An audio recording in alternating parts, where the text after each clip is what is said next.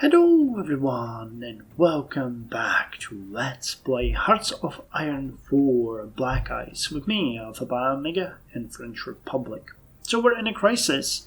Yes, only a couple of episodes and we're already in a crisis of the 1936 elections. We have decided to form the Popular Front, which is a historical choice, and it's also a much faster choice. I was thinking about it. It's kind of weird that the maintaining of the conservative government takes so long, because it pretty much castrates you when you can't get the rearmament. You get stuck on this for so long. It's just weird, bizarre. But I guess there is a choice for it. Maybe it negates some future crises that I don't know about, but well, we'll see. Either way, we have made our bed and now it's time to lie in it. So let's unpause the game, let it run, and see what the game brings to us. Currently we have no deals, so we're hemorrhaging fuel.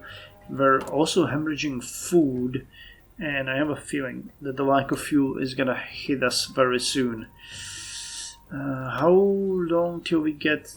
Okay, the social reforms will get in 20 days. Okay, at which point we need to sign deals for the fuel. Otherwise we're gonna start getting nasty analysis. Actually, I can help a bit by stopping the drills. That ought to save a bit of fuel. The heatwave of 1946. The summer heat wave was one of the most severe heat waves in the modern history of North America. It took place in the middle of the Great Depression and Dust Bowl of the 1930s and caused catastrophic human suffering and enormous economic toll. The death toll exceeded 5,000 and a huge number of crops were destroyed by the heat and lack of moisture. Many state and city record high temperatures set during this heat wave, which stood until summer of 2012 North American heat wave. The 1946 heat wave followed one of the coldest winters on record. Well, that's a great combination, isn't it? A heat wave followed by cold. Okay, the good news is that our political power is not completely castrated, so it means that we might try to... get rethink government direction. Daily political power gain, expected number of factories. What the hell is this one? Clearly people are unhappy with current direction we have taken. It's time to take a step back and rethink our position. Consumer goods factories 8, weaker stability 1%. Research speed lowered by 50%. Maximum command power increase minus 90. Will this give us a chance to do a coup or something? That's interesting. Never seen that one before. The Popular Front wins the election. The Popular Front is the winner of the legislative election and gets the majority in the parliament. The alliance of left-wing movements, including the French Communist Party, PCF, the French section of the Workers' International, SFIO, and the Radical and Socialist Party announces the formation of a government headed by SFIOs, that's the Workers' International, leader Léon Blum. The French hope that Blum's government will implement social reforms to put an end to the current political crisis. So we have Léon Blum back, socialist, defensive front behavior. Léon Blum is the leader of the French Socialist Party. One of the founders of the Popular Front, Léon Blum's involvement in politics dates back to the years of the Dreyfus Affair of 1894. Faced with a resurgent Germany and Stalin's domination of radical leftist elements in France, Léon Blum's task looks daunting in its complexity to stabilize France. Rush social reforms. So this is going to modify the general strikes by lowering the number of factories put on consumer goods by 15%, which will give us some factories to work with. It starts increasing stability. No, actually, it decreases the rate at which we are hemorrhaging stability by 0.2. Weekly war support increases by 0.5, which means we're only going to lose 1.4. Factory output increased by 25%, dockyard output increases by 25%, and opposition party support is lowered. Well, it's gonna give us something to look forward to, but at this point we still have 91% needs to be put there. That's just crazy. Okay, we finished research of the armored car, which is good. Now we could do the Hotchkiss, but I was actually thinking of looking into the Tankette. We are producing that one, and we have the AMR-45 turret here, a powered turret, which gives a bonus to breakthrough and hard attack and soft attack. Or we could go the Casimate. I don't think we were... Wait, no. I need to cancel this one. Yep, that's how I get there. The AMR 45H and G powered turret. So would this be like an upgrade to the turret? Because you give breakthrough of 10% and soft and hard attack increased by 15. And here we would be getting...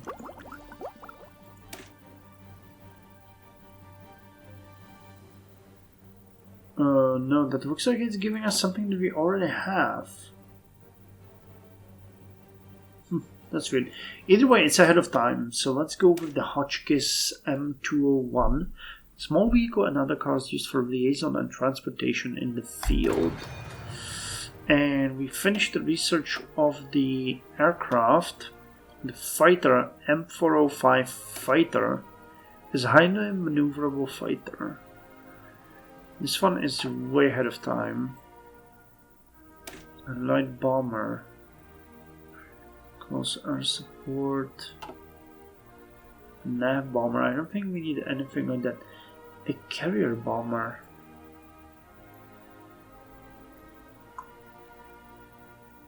Yeah, none of these really make much sense to me or to us at this point, so let's just go with the fighter next. You increase the range, same air attacks, same air defense, way more agility. Anything else? More speed, naval targeting, and more reliability. Okay, so let's get you there. And I think we're producing fighters, aren't we? Yep.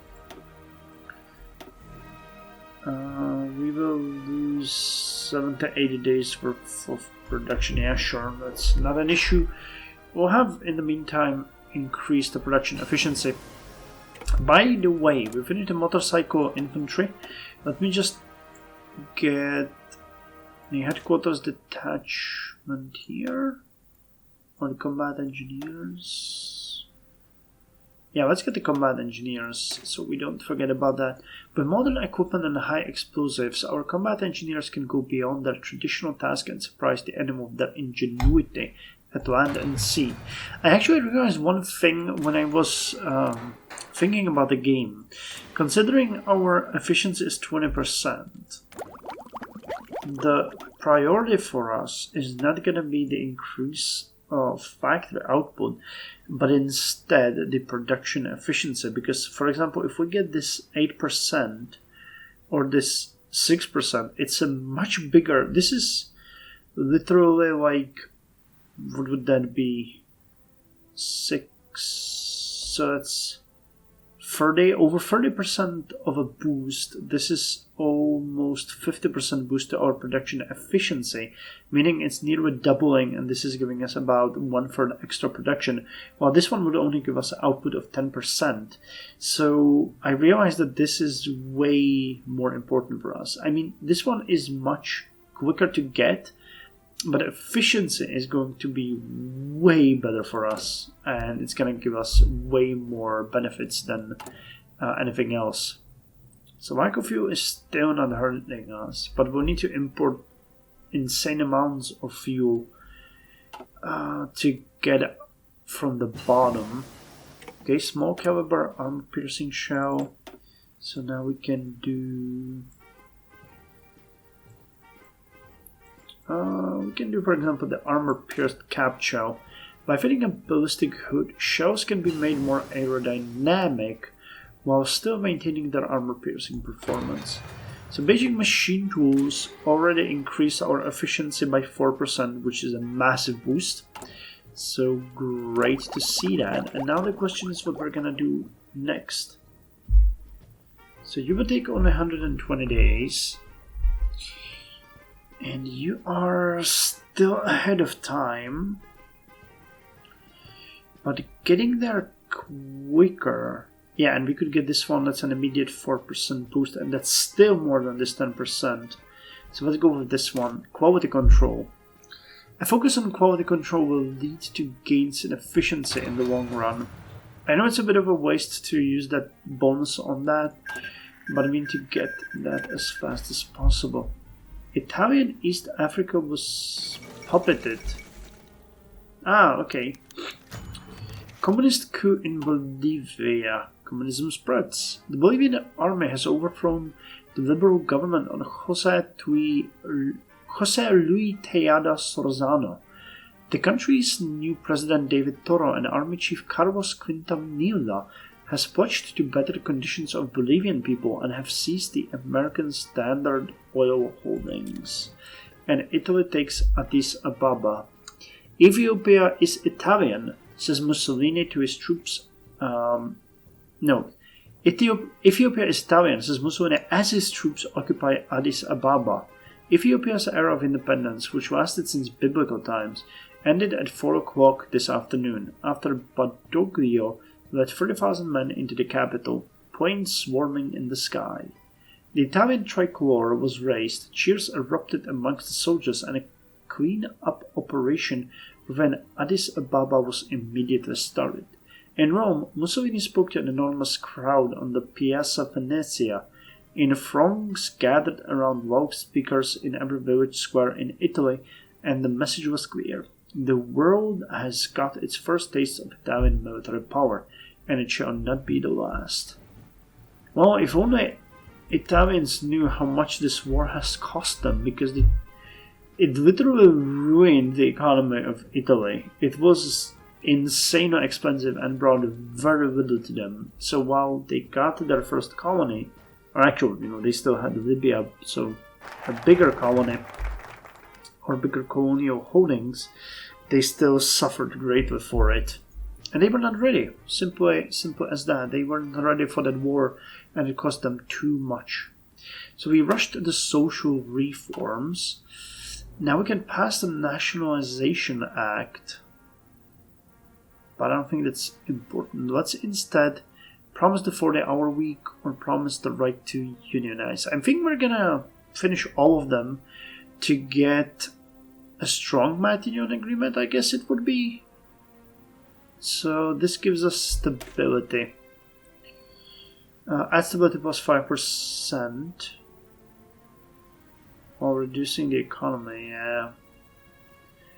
Well, there's not much that we can do really here. So do we now have factories or do we not have factories? Come on. 76%. Oh, come on. No, we have factories. Amazing. So we can start importing rubber. I don't understand this. Okay, we don't have coal. That's another thing that we need to import. Which should allow, okay, for us to produce steel, which we can then export. And we can start importing fuel. And let me import all of it. Yes, I know I'm not going to be able to construct any buildings, but we need fuel. I cannot risk a drop. Oh, here we go. Yeah, we already have some penalties. But nothing major at this point. So it's going to fix itself hopefully quickly. Chile supports Italy. The Chilean government has called for an end to the League of Nations sanctions against Italy, following the conclusion of the Italo-Ethiopian War. The decision was announced in a statement released yesterday by the Chilean Foreign Ministry, which cited recent events as the reason for the call. Chile has been a vocal critic of the sanctions, arguing that they have caused economic hardship for many countries, including Italy. The government's decision to call for their end comes after months of pressure from Italian diplomats and business interests, who have been seeking to restore normal relations with the country's trading partners. The move has been met with mixed reactions from the international community, with some countries expressing support for the call while others have criticized it as premature. The League of Nations has not yet responded to the request, but it is expected to be a topic of discussion at the next meeting of the organization's governing council. The Chilean government has stressed that its call for an end to the sanctions does not mean that it condones Italy's aggression in Ethiopia, but rather that it believes that the time has come to move on from the conflict and work towards a more peaceful and stable international order. And Guatemala withdraws from the League of Nations. Observers cannot help but notice that the League of Nations has been put under pressure more and more in recent years. After Germany and Japan left the League, the only compensation was the admission of the Soviet Socialist Republics to the League in 1934. Rather, the League now has to cope with the next blow to its goals, with Guatemala announcing its withdrawal today. So we lose a bit of political power. Okay, now current value 5.6, 5.3. Okay, so we saved ourselves. Okay, we cannot import less coal, but it's fine. It is fine. We're getting daily 1.1. But the food situation is gonna start being critical very soon. Oh dear God. Well, the moment we see that we're losing too much food, I can start importing that instead of fuel. Oh God. The oil trade with the United States was modified because of lack of civilian factories. Okay, now we're importing less of it. What the hell happened? Well, I mean, as we gain more stability, we might be better off. 10.3. 1300 food. I'm really not doing all that great, are we? Yeah. The food and fuel situation is really not good. 4%. Okay, but it's not really hurting us. Okay, we got more.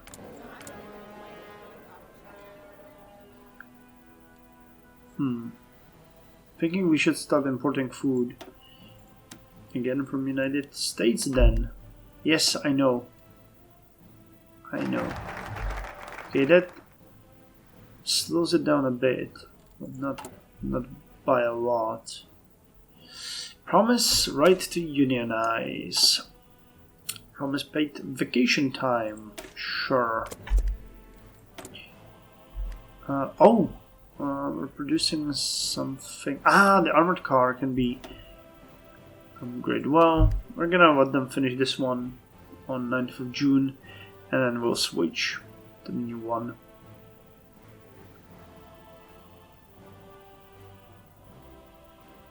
Okay, I really don't like the fact that we are losing so much food.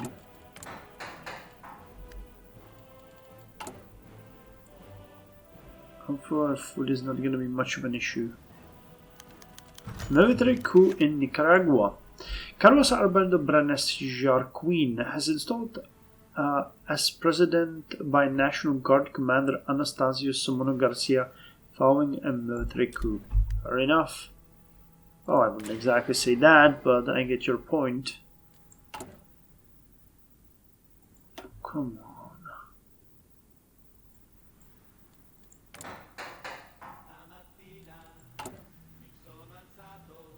We need to make sure that we don't starve.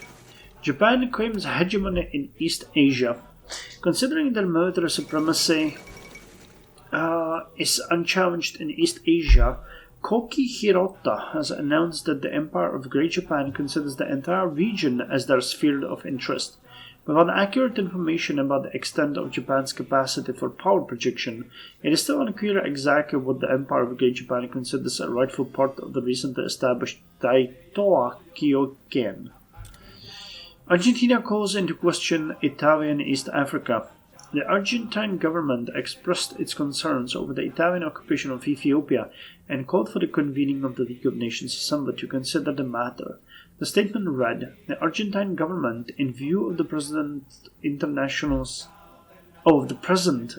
situation, is of the opinion that the Assembly of the League of Nations should be called to meet in order to consider the question of the Italian occupation of Ethiopian territory and to examine the measures which may be necessary to ensure the execution of the covenant." Well, lack of food is hurting us. Schmeling Chaos Lewis. Okay, we get consumer electronics, which gives us finally a bit of political power, which is amazing. Do we want to do mechanical computing or this one? This one. Or maybe we could start with the dispersed industry. No, we want the construction one. Yes. Improved methods and materials allows us to construct buildings, both civilian and military, faster. So let's get that one. And as we finish this one, we need the...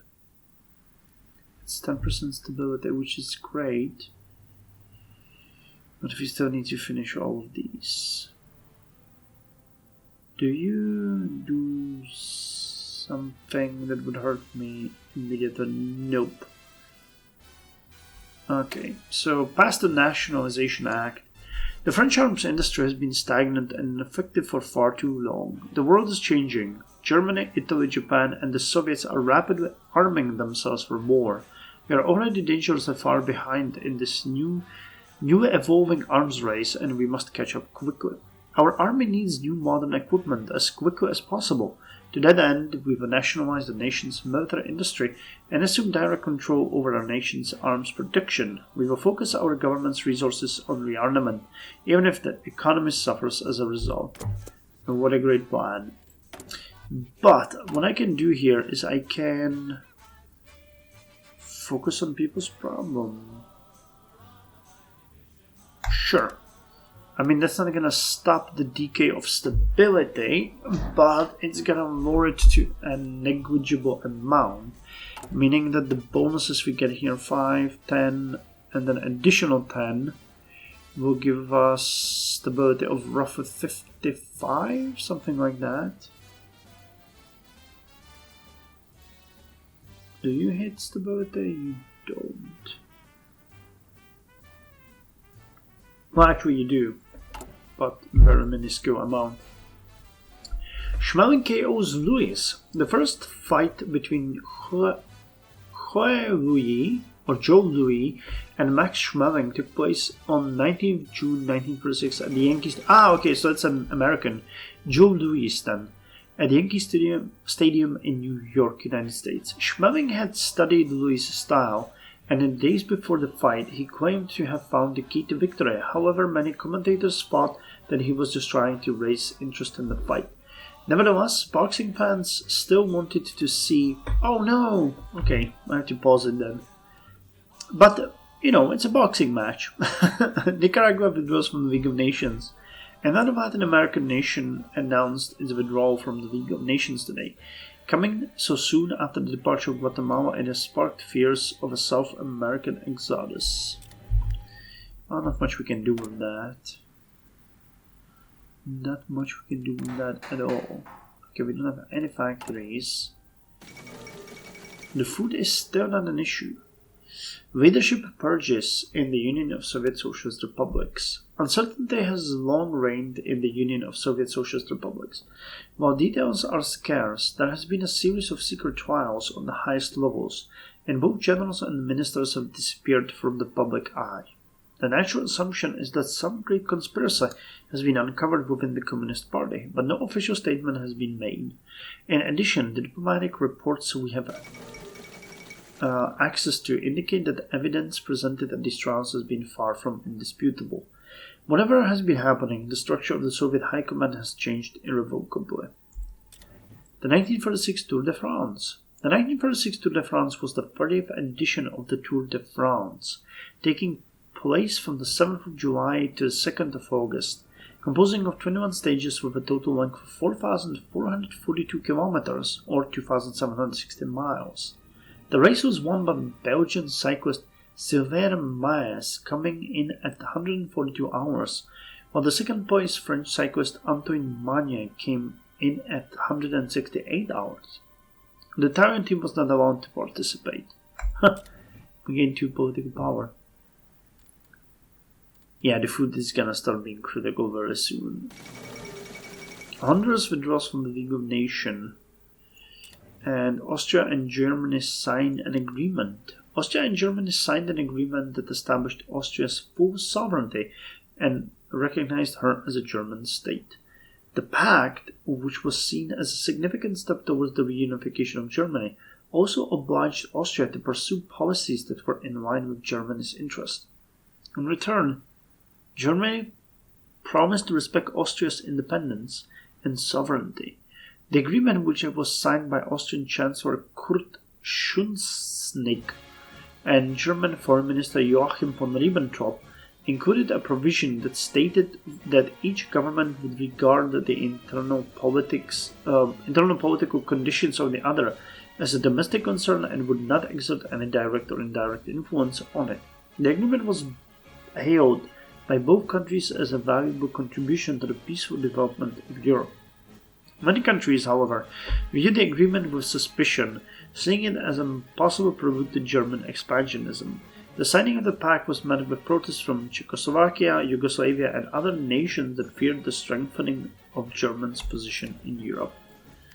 Okay, well... Damn it.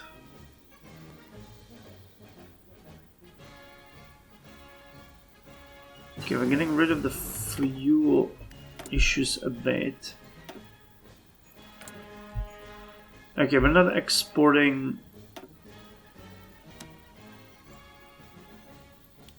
enough steel to make the coal worth it. We need to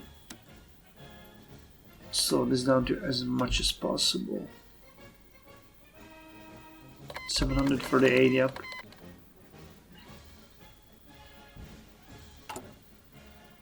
Oh god. The Spanish declared war on the Spanish Republic. Oh! We have the civil war in Spain happening. Cool. Okay, so quality control increased. Now we can get the fluorescent lights. They will give us immediate 4% cap extra on our production. The advancement to the humble light bulb means factories can work longer hours for less angry costs. Or injury? I'm not sure what this word means, to be quite honest. Well, the Spanish Civil War has started. I think that's a good end to the episode.